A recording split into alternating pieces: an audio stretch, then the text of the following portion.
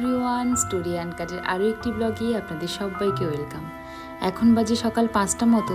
আর যেহেতু মর্নিং শিফটে ডিউটি রয়েছে, তাই আজ সকাল সকাল ঘুম থেকে উঠে পড়লাম। ঘুম থেকে উঠেই দেখছি বাবা তার বাগানের কাজে লেগে পড়েছে। জানেন তো, আমাদের বাড়ির এই সামনে উঠোনটা বা পেছনে অনেকটা জায়গা রয়েছে, আর বাবা মা প্রত্যেকটা সিজনেই জায়গাটাকে কাজে লাগিয়ে অল্প অল্প সবজি চাষ করে। বাজারে বিক্রি করার জন্য নয়, বাবা মা ভাবে বাজারে ওই সারযুক্ত সবজি খাওয়ার থেকে ঘরেই আমরা যতদিন পারছি ততদিন অল্প অল্প করে সবজি চাষ করে নিজেরা বাড়িতে খাওয়া দাওয়া করি। আর এই যে দেখছেন ছোট ছোট জায়গা তৈরি করে উপরে খড় চাপা দেওয়া রয়েছে, এখানে ঝিঙের বীজ দেওয়া আছে। বর্ষাকালে এই যদি ঝিঙে ধরে তাহলে অবশ্যই আপনাদের সাথে শেয়ার করব। এই যে ছোট ছোট বাচ্চাগুলোকে দেখতে পাচ্ছেন, এরা আমার মায়ের কাছে পড়তে আসে। বিয়ের আগে আমার বাবা পেশায় টিউশন মাস্টার ছিলেন। বিয়ের পরে অষ্টমঙ্গলা কাটিয়ে আমার মা যখন এই বাড়িতে আসে, আমার বাবা তার স্টুডেন্টগুলোকে আমার মায়ের হাতে হ্যান্ডওভার করে দেয়। আর তবে থেকে আজ পর্যন্ত মা ওই টিউশনে পড়িয়ে যাচ্ছে। ধরুন 40 বছর মতো হবে। এখন যদি আমরা বারণ করি যে মা তোমার অনেক বয়স হয়ে গেছে, আর দরকার নেই, এবার বাদ দিয়ে দাও, মা বলে না, আমার ভালো লাগে। ওদের সাথে হাসি ঠাট্টায় পড়াশোনার ছলে আমার টাইমটা বেশ ভালোই কেটে যায়।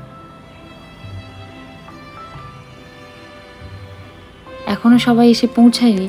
সবাই আসলে এই জায়গাটা পুরোপুরি ভর্তি হয়ে যায়। আর আমাদের গ্রামের সব প্রায় ছোট ছোট বাচ্চারা আমার মায়ের কাছে পড়তে আসে। মা আর বাবা মিলে সকালে চা বিস্কিট খাচ্ছে। বললো সকাল সকাল তুইও চা খেয়ে ডিউটিতে চলে যা, কারণ কি না খেয়ে যেতে হবে না। প্রত্যেক দিনই প্রায় আমি ছাতু খেয়ে যাই, আজকে চা আর বিস্কিট খেয়ে যাচ্ছি। আর সকালের টিফিনের জন্য নিয়ে নিয়েছি রুটি, আলু সয়াবিনের তরকারি। চলুন টিফিনটা গুছিয়ে নিয়ে ডিউটির জন্য যাওয়া যাক, না হলে আবার লেট হয়ে যাবে।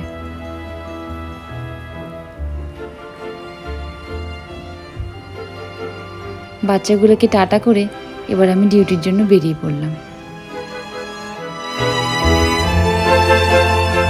আর এই সেই সুন্দর রাস্তাটা, যে রাস্তাটাকে আমি আগের ব্লগেও আপনাদের সাথে শেয়ার করেছি।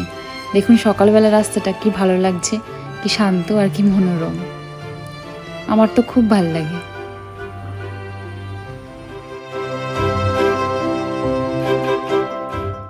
প্রায় 20 মিনিটের জার্নি শেষ করে অবশেষে আমি খেয়াঘাটে এসে পৌঁছালাম।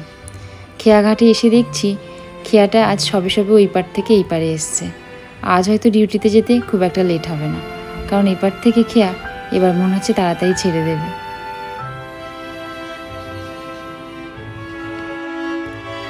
আজ খেয়াটা তাড়াতাড়ি পাওয়ায় খুব সুবিধা হলো জানেন। একদম টাইমের অনেক আগেই আমি আমার অফিসের রাস্তায় পৌঁছে গেছি। আর ওই যে দূরে দাঁড়িয়ে আছেন একজন ভদ্রমহিলা, দেখতে পেয়েছেন, উনি আমাদের হসপিটালেই থাকেন। আগে আমাদের হসপিটালের পাশের গ্রামে একজন ভদ্রলোকের বাড়িতে থাকতেন।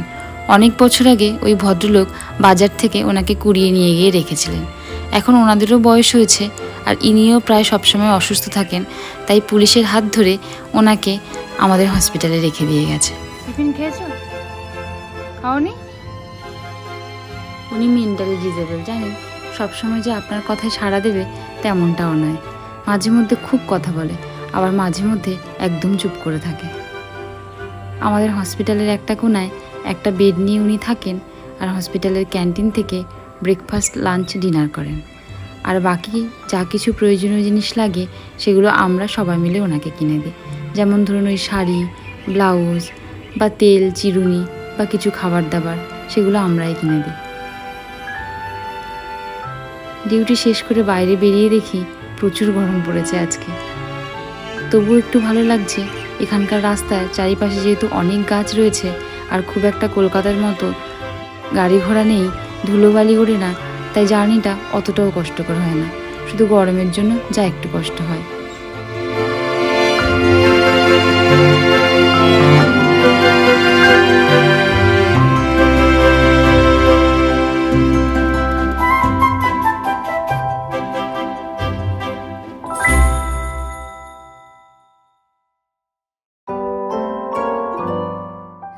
বাড়ি চলে এলাম, তবু এসে দেখি আমার মায়ের এখনও কাজ শেষ হয়নি। মা সবে স্নান করে পুজো দিতে যাচ্ছে। বলছে আজ নাকি আচার বানাতে গিয়ে দেরি হয়ে গেছে। এই যে থালায় দেখতে পাচ্ছেন, এখানে তেঁতুলটাকে লবণ মাখিয়ে রেখেছে, এরপরে আচার তৈরি হবে। আর এদিকে তৈরি করেছে আমের কিছু তেল আচার আর আমের মিষ্টি আচার। এখন বাজে ওই বেলা 3:30 মতো। আমরা সবাই মিলে লাঞ্চ করতে এলাম। মায়ের কাছেই শুনে নিই আজকে লাঞ্চে কি মেনু হয়েছে। কলা থোড় দিয়ে, আলু দিয়ে, ডাল দিয়ে, চিংড়ি মাছ দিয়ে ঘন্ট। আচ্ছা। আর মৌটি মাছ দিয়ে, ঢ্যাঁড়স দিয়ে, লাল আলু দিয়ে, তেঁতুল দিয়ে টক। চলুন খাওয়া দাওয়া সেরে আপনাদেরকে দেখাই এখন আপাতত আমাদের বাড়িতে কি সবজি হচ্ছে। এই যে এটাকে আপনারা কি বলেন জানি না, আমরা তুরুল বলি, আবার অনেকের মুখে শুনেছি অনেকে নাকি এটাকে পুরুলও বলে। এখন আপাতত আমাদের এই তুরুল ধরছে আর সামনে কিছু ঢেঁড়স। আর এই দেখুন আমি চলে এসেছি আমাদের বাড়ির ঠিক পিছনটায়। এখানে রয়েছে একটা করমচা গাছ। এবছর অনেক করমচা ধরেছে।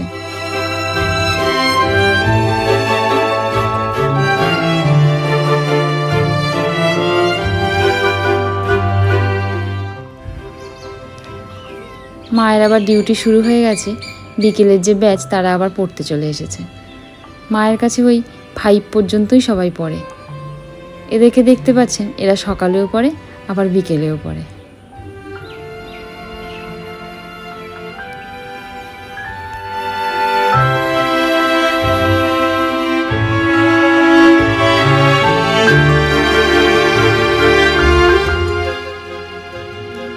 আর এ হচ্ছে মনীষা, আমাদের বাড়ির একদম পাশের বাড়ির দাদার মেয়ে। সারাদিন আমাদের বাড়িতে থাকে বললেই চলে, মানে আমাদের বাড়িটা ওরও বাড়ি। কেউ যদি ওকে জিজ্ঞাসা করে ও দাদির বাড়ি কোনটা, ও তখন আমাদের বাড়িটাই দেখায়। এখন দেখুন কি শান্ত হয়ে বসে রয়েছে। যেহেতু পড়তে এসেছে তাই জন্য এতটাই শান্ত। আর যেই পড়া শেষ হয়ে যাবে তখন ও ওর রোলটা ঠিক পালন করে নেয়। হঠাৎ করে মেঘটা দেখুন কতটা কালো হয়ে গেল। মা তাড়াতাড়ি স্টুডেন্টগুলোকে ছেড়ে দিয়েছে। আর বাবা এদিকে চলে এসেছে ওই যে সকালে যেখানে মাটিটা রেডি করে দানা ছড়িয়েছিল সেখানে খড় চাপা দিচ্ছে। কারণ কি বৃষ্টি যদি হয় তাহলে ওই মাটিটা জাপ ধরে যাবে, তাহলে ওই দানা থেকে গাছ আর হবে না। তাই ওর উপরে খড় চাপা দিয়ে দিলে জলটা ডিরেক্ট গিয়ে মাটিতে পড়বে না আর মাটিটাও জাপ ধরবে না, তাহলে খুব ভালোভাবে তাড়াতাড়ি দানা থেকে গাছ বেরিয়ে যাবে।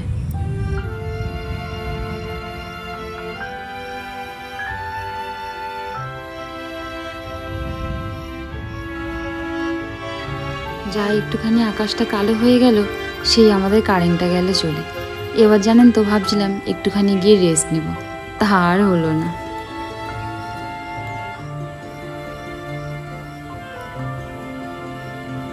মনীষা আছে বাইরে খেলা করছে, যাই ওর সাথেই একটুখানি দুষ্টুমি করি। জানেন তো ও যখন মায়ের কাছে পড়তো না তখন মাকে দিদুন বলে ডাকতো। আর এখন যেহেতু পড়তে এসে দেখে সবাই মাকে দিদিমণি বলে ডাকে, তাই ও কি বলবে আর বুঝে উঠতে না পেরে মাকে দেখে এখন দিদুনমণি বলে ডাকে। আর এই যে পড়া শেষ হয়েই বাড়িতে গিয়ে ব্যাগটা রেখে দিয়ে মাকে না বলে আমাদের বাড়িতে চলে এসেছে।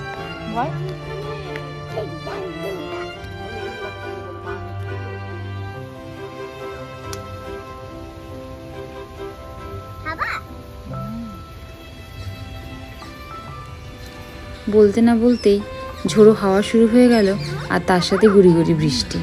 মা বলল আয় একটু বাইরের যে উনুন আছে আর জ্বালানি আছে ওগুলোকে ঢাকা দিয়ে রাখি, নাহলে বৃষ্টি হলে আবার ওগুলো যাবে ভিজে, আর ভিজে গেলে আর কালকে রান্না করা যাবে না। মা এখন তাড়াতাড়ি হয় বলে বাইরের উনুনেই দেখছি রান্না বান্না করছে। মা আর আমি মিলে উনুনটা ঢাকা দিয়ে দিলাম। যেই না আমাদের ঢাকা দেওয়া কমপ্লিট হলো সেই দেখছি হুড়মুড়িয়ে বৃষ্টি চলে এসেছে।